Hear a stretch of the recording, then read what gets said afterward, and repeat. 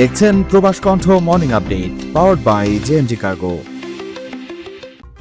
মালয়েশিয়ার সেলাঙ্গোর রাজ্যের সুলতান শরাফুদ্দিন ইদ্রিস শাহকে অবমাননা করে সামাজিক যোগাযোগ মাধ্যমে একটি ব্যঙ্গচিত্র বা ক্যারিকেচার ছড়িয়ে দেওয়ার ঘটনায় দেশ জুড়ে ব্যাপক ক্ষোভের সৃষ্টি হয়েছে।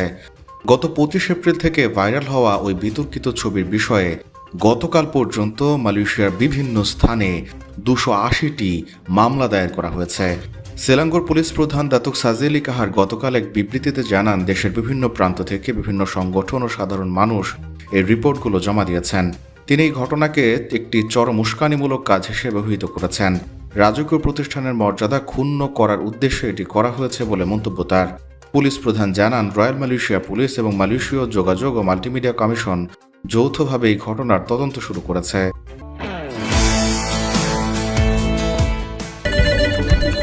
জি, আপনার শিপমেন্ট কল পাঠানো হবে।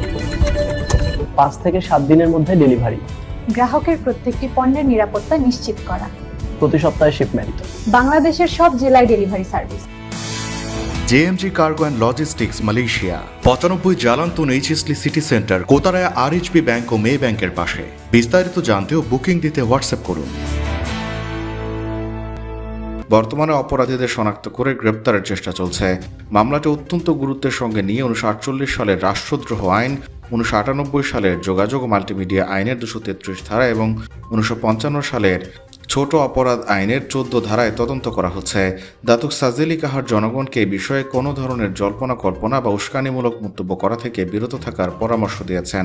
তিনি বলেন, পুরো বিষয়টি তদন্তাধীন রয়েছে।